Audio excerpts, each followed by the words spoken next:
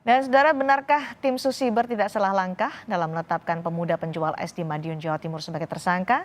Kami akan mengulas bagaimana dari sisi keamanan siber bersama pakar keamanan siber Ardi Suteja. Selamat sore Pak Ardi.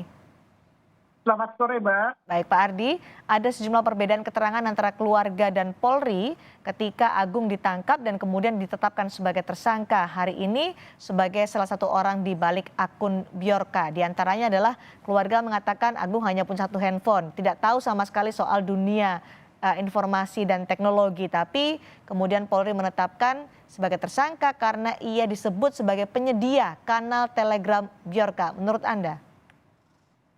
Baik, terima kasih. Saya melihatnya ini kan sebuah proses yang sedang berjalan ya.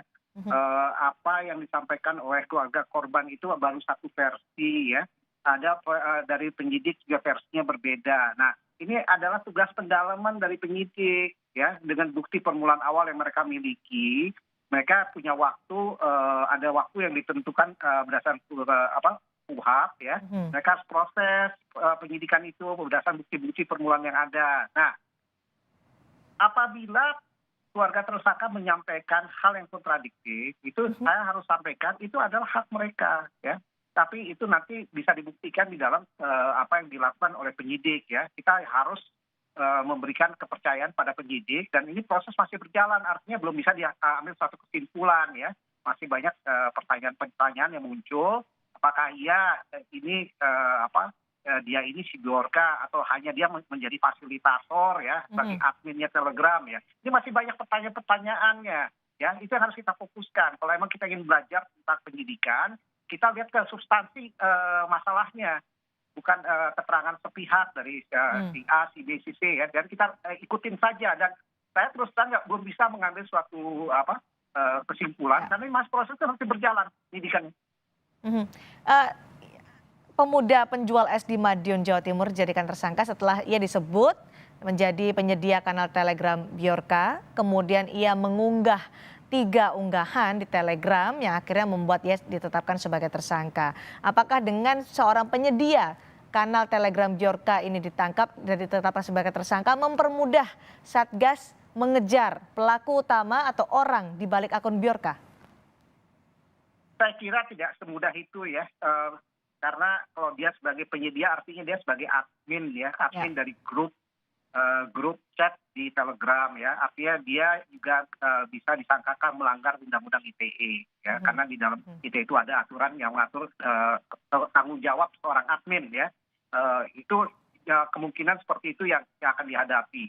Tapi kembali lagi, ini kan saya melihat si Bjorka ini jadi sesuatu yang kayak tokoh gitu ya, yang punya fans di mana-mana gitu ya.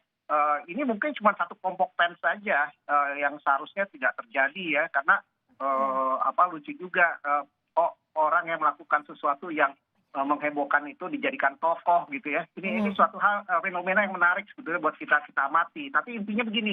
Saya kira akan memerlukan proses yang cukup panjang ya untuk mengejar siapa sebenarnya atau apa sih si Bjorka ini apa sebetulnya.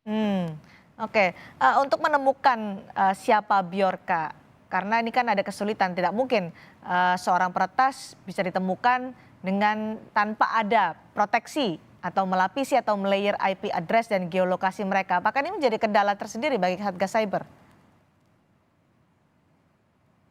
Pak Ardi. Ya, betul. Betul, itu akan menjadi kendala karena kita harus ingat ya, apa yang dilakukan Bjorka sekarang itu bukan sesuatu hal yang luar biasa ya. Yang luar biasa dia berhasil membuat heboh ya, terus membuat gaduh ya. Itu luar biasa hebohnya tuh ya.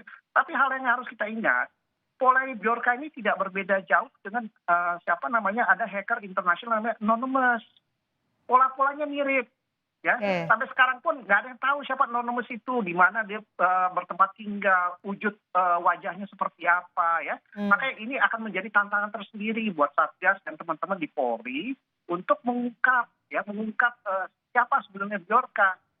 Gitu. Jadi ini proses masih panjang, terus terang saya melihat masih panjang dan kemungkinan juga tidak bisa dalam waktu dekat akan kita lihat siapa sebenarnya wujudnya. Apa itu Bjorka gitu. Kenapa saya bilang apa? Karena ini orang atau bukan kita nggak tahu. Oke, meskipun Mahfud MD sudah menyatakan pemerintah sudah mengantongi identitas, sudah mengantongi lokasi Bjorka.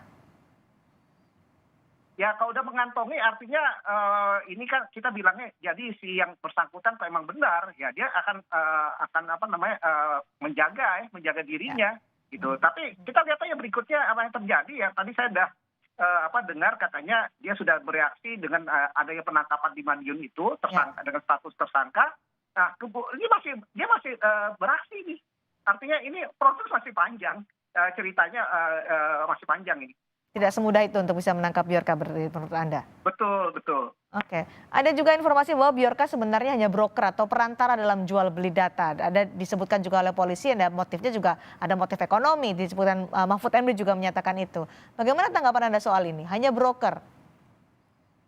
Indikasinya seperti itu ya, tidak mungkin dia meretas dan mengolah data sedemikian banyak ya, apalagi melakukan fabrikasi itu nggak mungkin ya. Artinya dia tidak pelaku tunggal, tapi merupakan bagian dari kelompok ya. Dan motivasinya bisa macam-macam. Kalau yang saya lihat sekarang yang muncul itu motivasinya juga menyasar tokoh-tokoh tertentu ya. Ya. Saya nggak tahu apa itu artinya. Tapi kedua juga saya belum melihat ada motif ekonomi karena dia tidak minta tebusan atau minta menjual data. Menjual data bisa juga itu disepsi. Ya, kita nggak tahu. Tapi yang jelas kalau faktor mencari ketenaran iya. Ya, namanya dikenal ya, entah itu Oke. orang atau apa kita nggak tahu. Ya, kedua juga dia menunjukkan jati dirinya bahwa inilah saya hebat bisa menelanjangi pemerintah Indonesia, saya bisa heboh Indonesia sejagat ya. Itu yang saya kira yang dia berhasil lakukan. Tapi kembali lagi ini satu hal-hal yang sebetulnya perilaku yang tidak terkunci di dunia maya saat ini. Oke, nah Menko Polhukam Mahfud MD juga menyebut bahwa tidak ada rahasia negara yang bocor oleh Bjorka. Apakah sesederhana itu? Kemudian Menko Polhukam menyatakan ya tidak ada yang penting kok dari data yang dibocorkan oleh Bjorka. Ya kalau memang lihat data yang sudah beredar ya, saya tidak melihat itu data-data yang sifatnya boleh dikatakan penting ya. Tapi intinya data itu sudah beredar dan banyak yang mempercayai itu adalah data-data yang sifatnya terbatas atau classified. Nah, Oke. Pak Menko sudah menyatakan ini bukan, artinya ini bisa data macam-macam ya, bisa data dulu ya beberapa tahun yang lalu kita nggak tahu, tapi intinya ini sudah terlanjur dipercayai dan diyakini masyarakat bahwa ini data sesuatu yang penting gitu.